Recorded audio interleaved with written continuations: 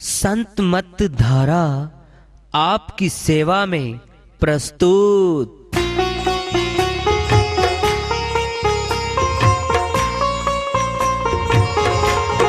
जो चाहता है प्रभु प्यारा वो आओ संत मत धारा। भक्ति भेद बता कर सारा वो कर दे भव के पारा। जो चाहता है प्रभु प्यारा वो आओ संत मत धारा। भक्ति भेद बता कर सारा वो कर दे भव के पारा। जो चाहता है प्रभु प्यारा।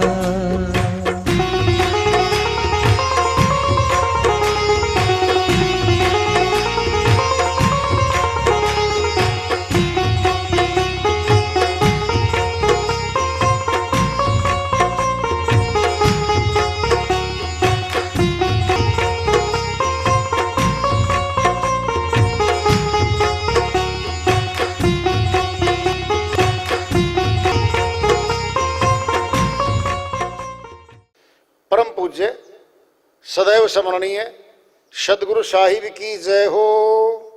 सतनाम साहिब। आदरणीय सर्व संतों की जय हो। उपस्थित आदर के योग प्रभु प्रेमी एवं जिज्ञासु आत्माओं, हम सभी पूर्ण पिता परमात्मा सभी सृष्टियों के रचनहार कुल मालिक हम सबके जीवन का आधार उनकी महिमा को सुनने के लिए एकत्रित हैं।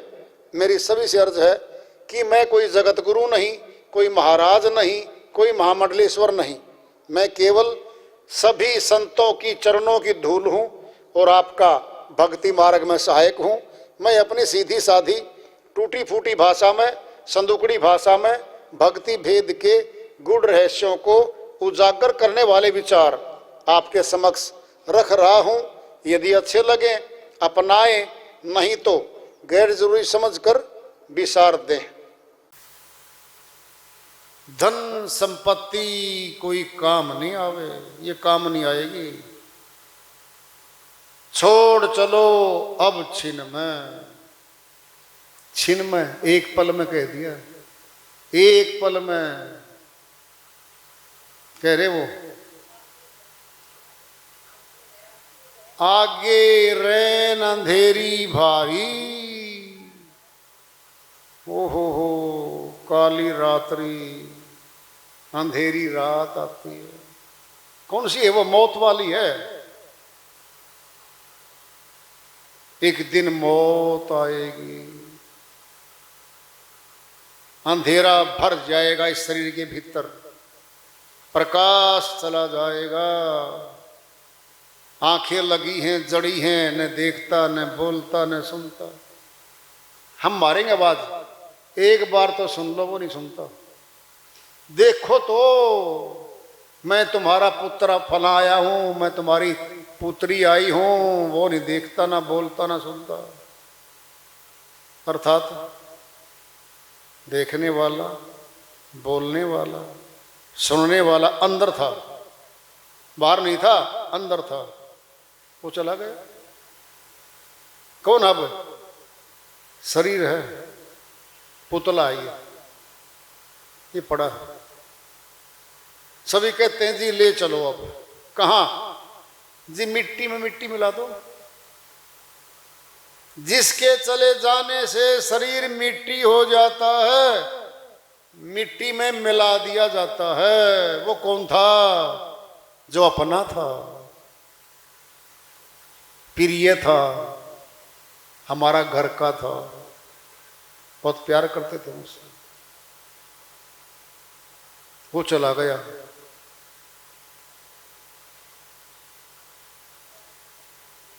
काज करो कुछ दिन में। काज क्या है? काम। कौन सा काम? जगत का नहीं। जगत का काम का तो बता दिया, अर्थ क्या मिलेगा। पर वो भक्ति का कार्य कर ले हम, जो खुद आत्मा का काम है। बाकी काम संसार का, मन का और माया का, मन माया आत्मा के हैं ही नहीं। भगवान, भक्ति, भगत तीनों एक लाइन में होंगे। भगवान सामने होगा, बीच में भक्ति डोरी है, तब भगत है। सुनना है, दृष्टांत पिंड में ले लो। बच्चे पतंग उड़ाते हैं, पतंग आकाश में है, डोरी हमारे हाथ में है। कौन है हम? डोरी वाले। फिर बीच में पतली तार नहीं दिखती किसी को, वो पतंग उड़ता दिख रहा है। क्या आत्मा कहां दिखती है?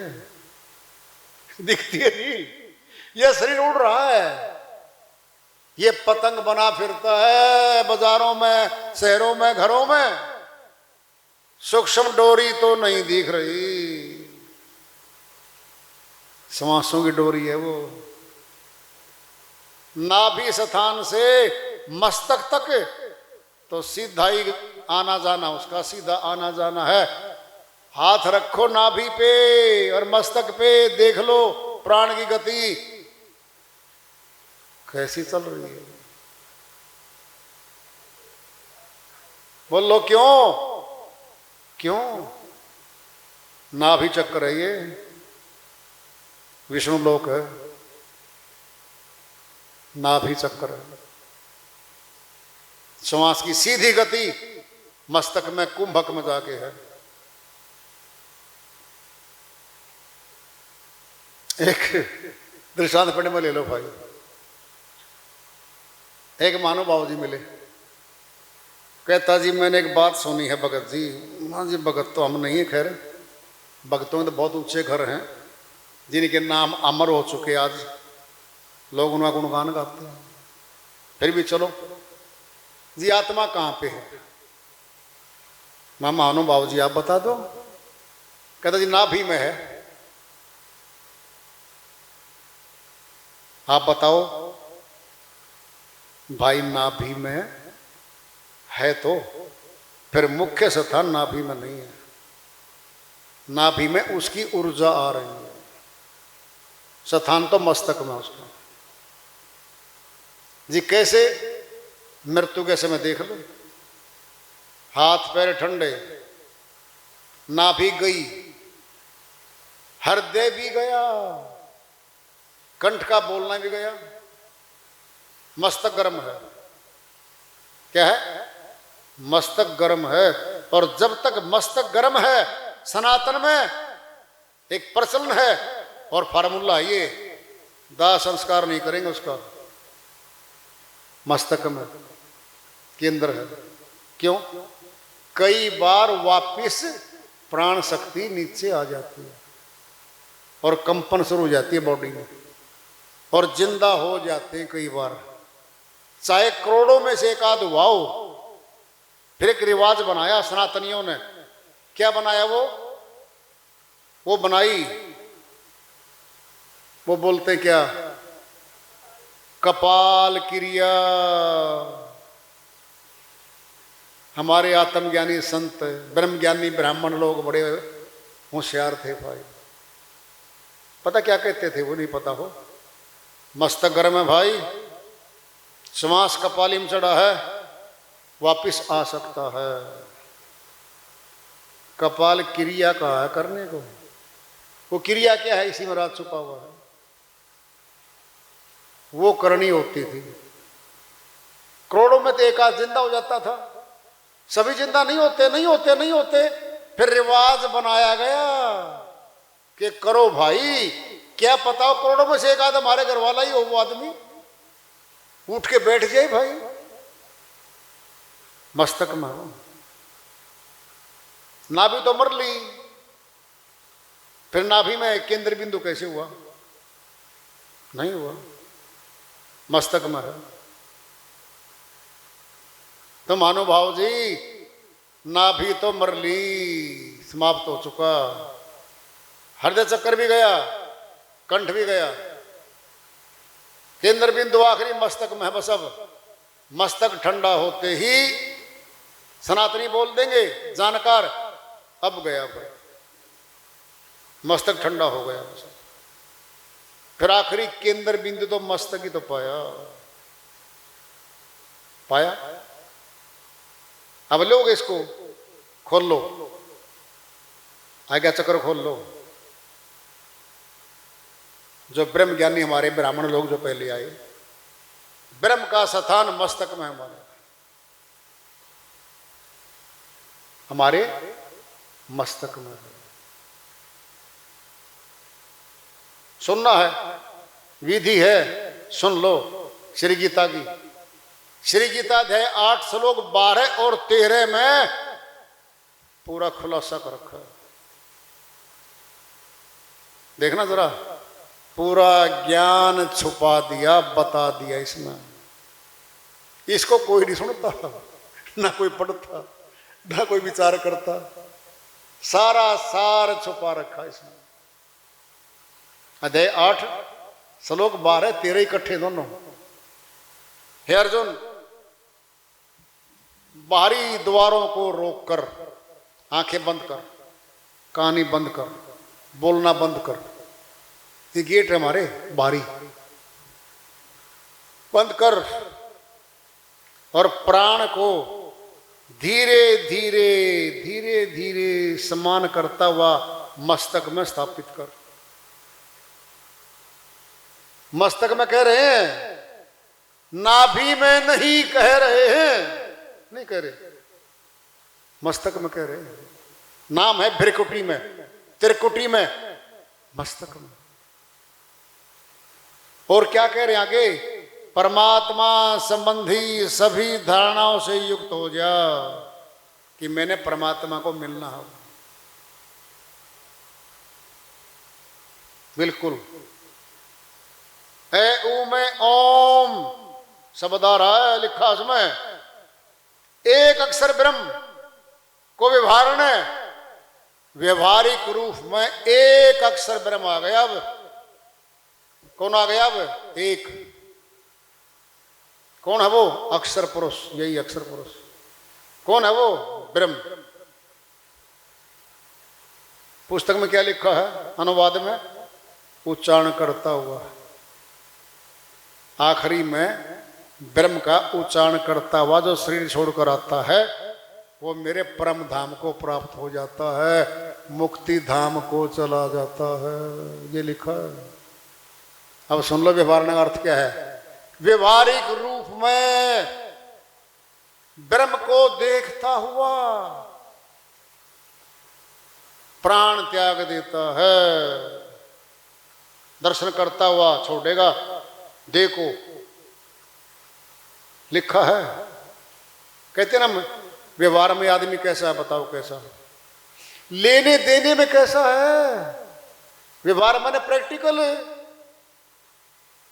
एक अक्षर ब्रह्म को व्यवहारिक रूप में सीमन करता हुआ, उसका सीमन करता हुआ जो देह त्याग कराता है अर्जुन, वह मुझे प्राप्त होता है, परम गति को प्राप्त होता है। ये लिखा है,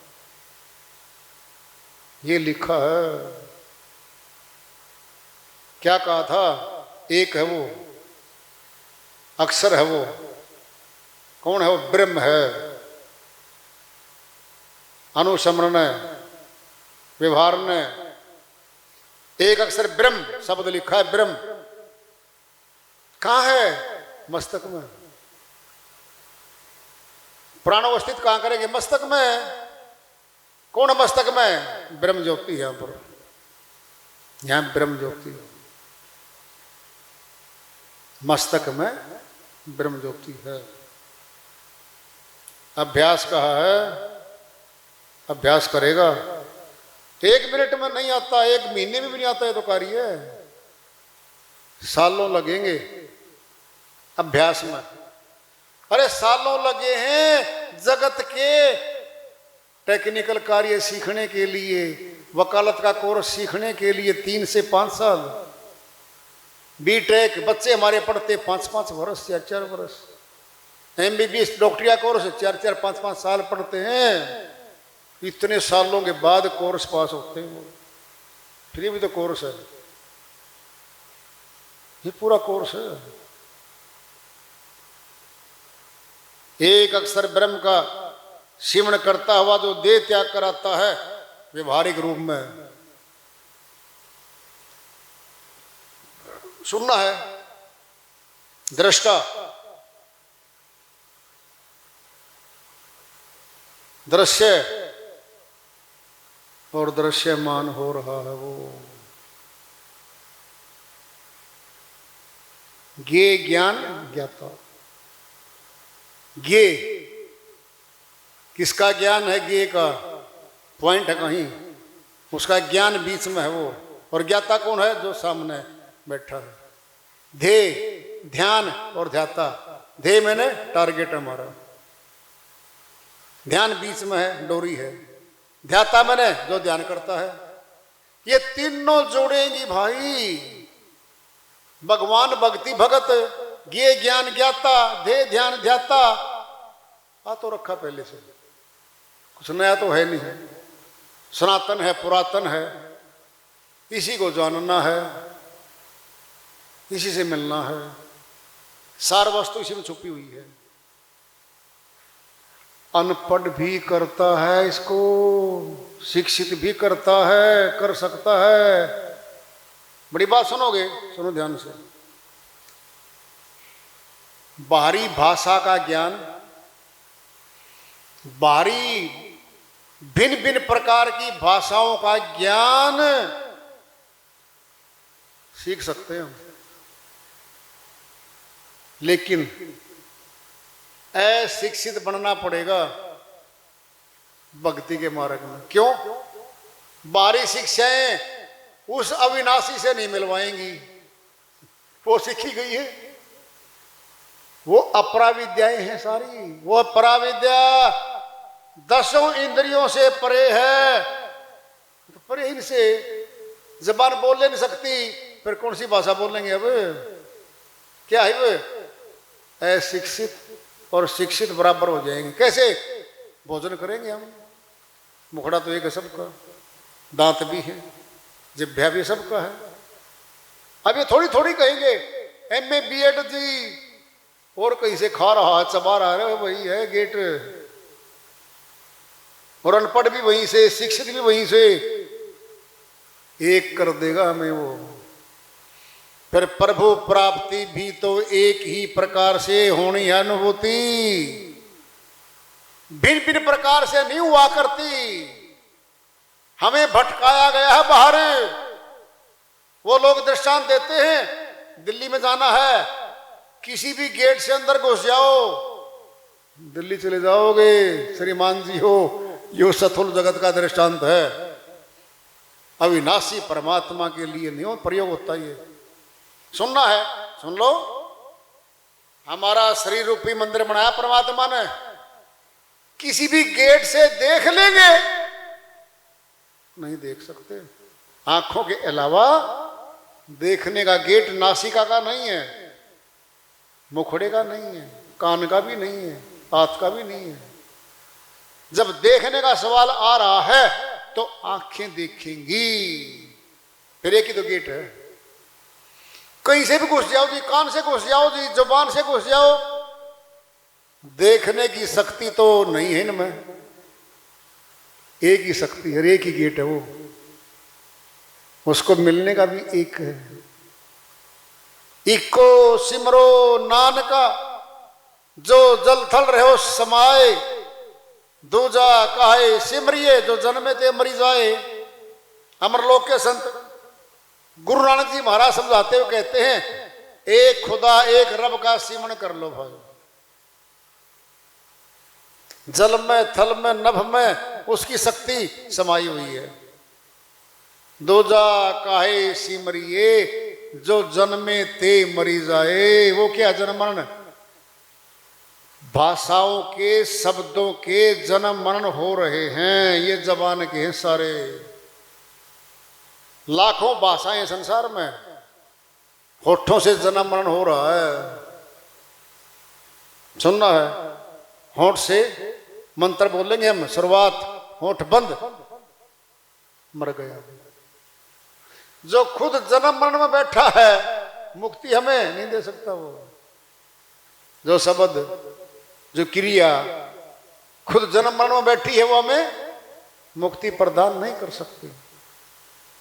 दूजा काहे सिमरिए जो जन्मे ते मरी जाए, एक है वो खुदा परमात्मा रब। कहाँ मिलेगा वो? सुनना है, सुन लो ध्यान से बहुत। हमने अपना मकान बनाया है, अपने घर में मिलेंगे हम। कहते ना उसका घर तो ये है भाई, जाइए घर में मिलेगा। अरे ये शरीर परमात्मा ने बनाया है, ये घर मनुष्य ने नहीं बनाया। ये शरीर बार बार सत्संग में आती है बात, माता ने नहीं बनाया। बच्चा माता के गर्भ में पला बढ़ा हुआ है, माता ने तो नाखून भी कौन लगाया उसका। वो बैठा निर्माता पुरुष भीतर बैठा है, उसी ने बनाया, वही बैठा भीतर। मिलने के लिए बाहर खोज रहे हैं हम, उसको बाहर जा रहे हैं। फिर साहिब ने कह दिया, वस्तु कहीं ढूंढे कहीं, कई विधि आवे हाथ। कहे कबीर वस्तु तब मिलिए पाइए, जब भेदी लीजिए साथ। इससे बढ़िया जवाब क्या देंगे साहिब? वस्तु कहीं रखी है, ढूंढ कहीं हो रही है, फिर वस्तु तो नहीं मिलेगी। शर्त है साहिब की, साहिब की शर्त है, भेदी लीजिए साथ। भेदी ले ले, प्राप्त करवा देगा।